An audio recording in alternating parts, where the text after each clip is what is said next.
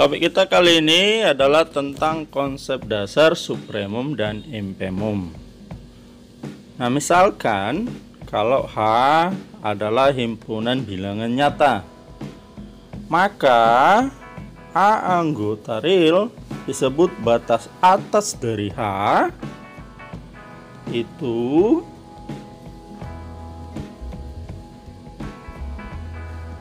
adalah jika setiap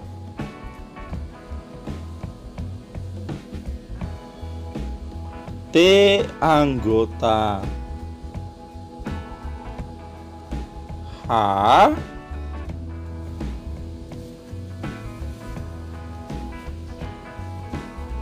maka T harus lebih kecil atau sama dengan A.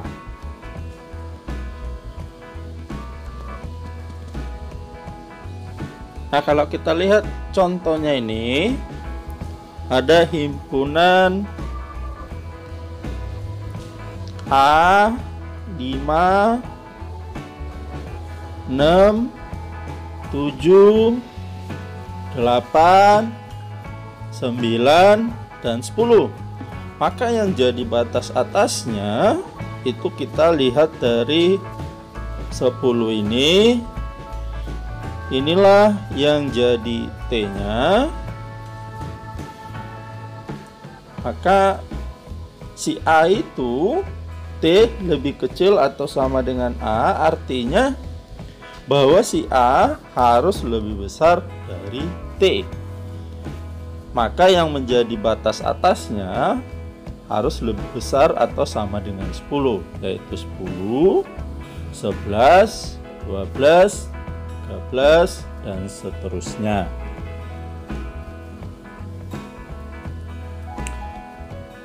Nah, kalau misalkan H adalah himpunan bilangan nyata, lalu B anggota R disebut batas bawah dari H. Ini jika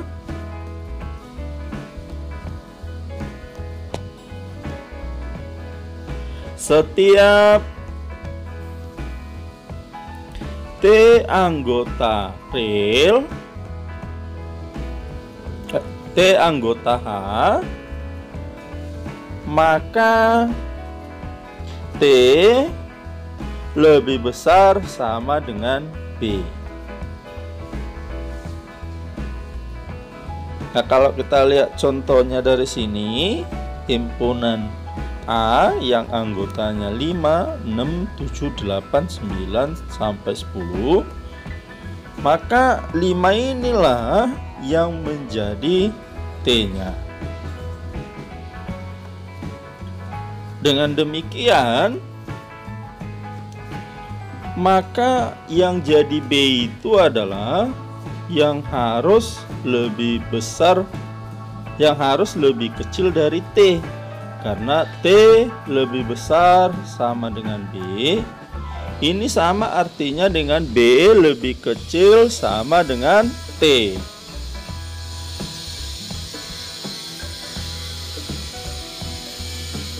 Nah, dengan demikian, maka yang jadi batas bawahnya itu adalah 5, 4, 3, 2, 1, 0, dan seterusnya. Selanjutnya, kalau himpunan tadi yaitu himpunan A, kita misalkan yang merupakan himpunan bilangan nyata atau real, himpunan H dikatakan terbatas ke atas, itu artinya bahwa himpunan H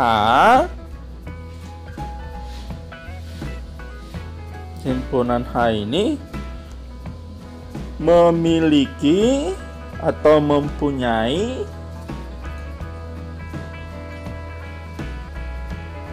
batas atas.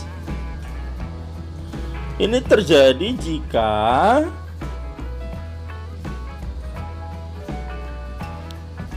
setiap T anggota H ada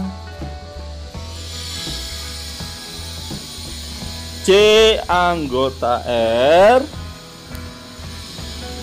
sehingga T lebih kecil sama dengan C.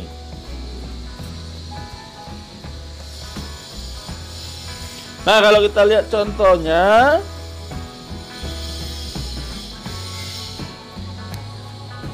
maka dari sini yang 7 inilah yang menjadi pembatas ke atas.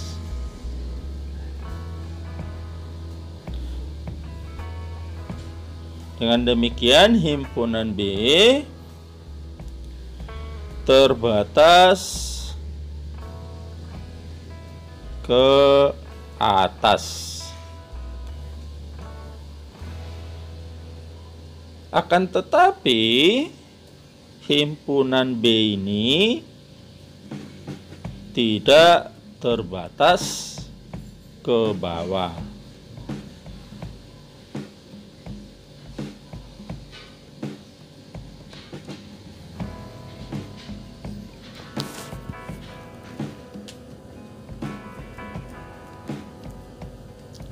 Selanjutnya, kita akan melihat syarat himpunan H dikatakan terbatas ke bawah atau kebalikan yang tadi. Maka ini artinya himpunan H mempunyai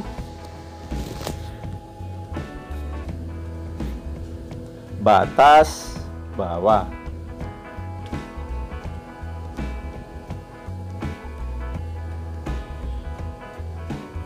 Nah, himpunan H ini dikatakan mempunyai batas bawah adalah jika setiap T anggota H ada D anggota real, sehingga T lebih besar sama dengan D. Nah, kalau kita lihat di contoh ini, yaitu himpunan A sama dengan himpunan X anggota N, di mana X lebih besar dari 4. Maka 4 inilah yang menyebabkan batas bawahnya.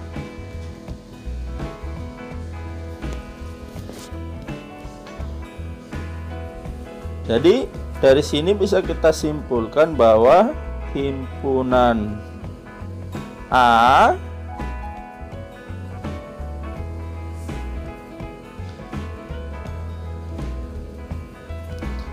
terbatas ke bawah, tetapi tidak terbatas ke atas.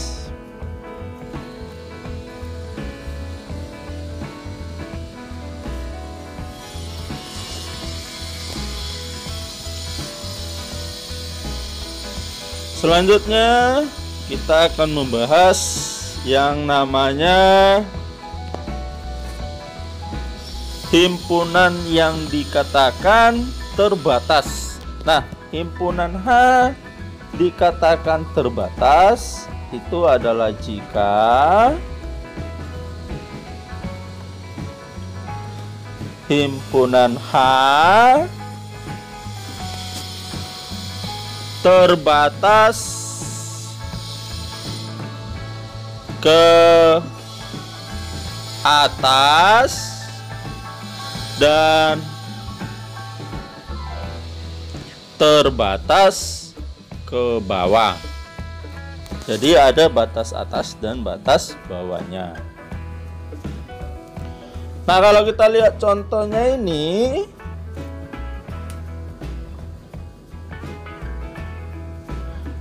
maka minus 5 inilah yang membatasi ke bawah, dan 13 ini membatasi ke atas.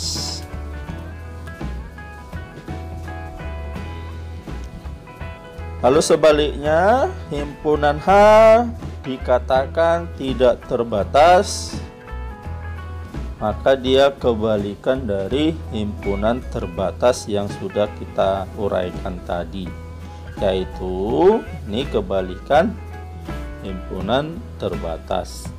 Maka ini jika himpunan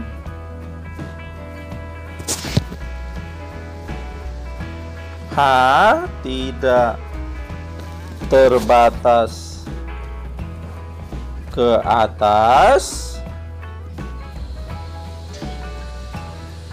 dan tidak terbatas ke bawah.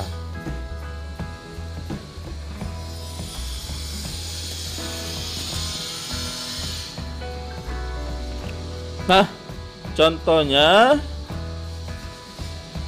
kalau kita lihat dari sini, maka dari himpunan F ini kita bisa lihat bahwa tidak ada batas atasnya maupun tidak ada juga batas bawahnya.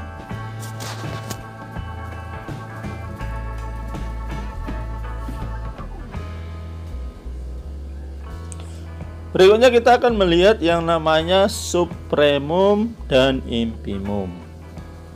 Nah, supremum itu adalah merupakan batas atas terkecil.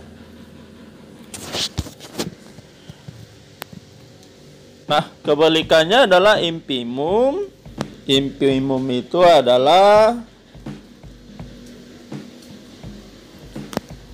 batas bawah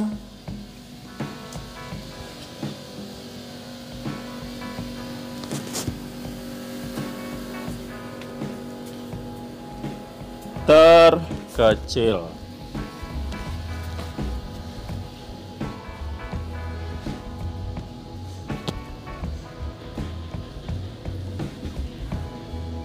Nah, kalau masing-masing kita lihat sifat-sifatnya. Jika A subset R dan A bukan merupakan himpunan kosong,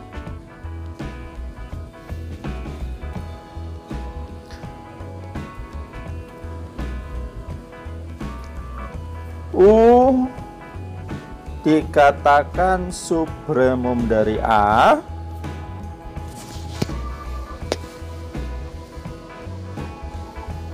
U merupakan supremum dari A itu jika memenuhi sifat-sifat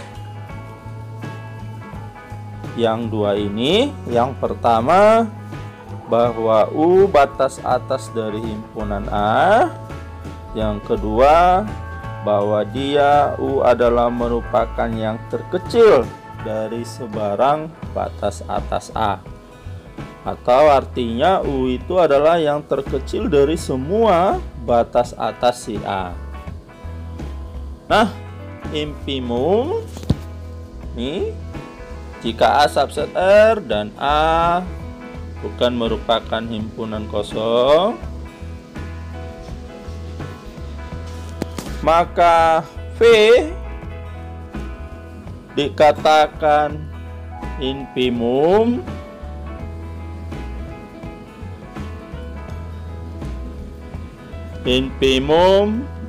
dari A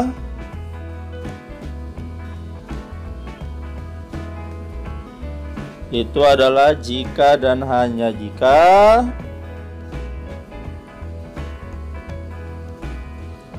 yang pertama P batas bawah, dan P itu adalah merupakan yang terkecil dari semua batas bawahnya si A. Jadi jika ada K sebarang, dialah si P lah yang terkecil. Nah, sekarang kita lihat contoh-contohnya.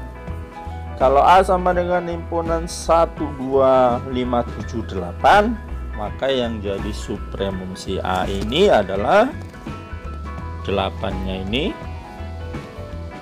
dan yang jadi infimumnya adalah 1. Sedangkan B dari himpunan B ini yang jadi supremumnya adalah 9, infimumnya adalah 3. C dari himpunan C yang jadi supremumnya, kalau kita amati ini, yang 9 inilah yang jadi supremum.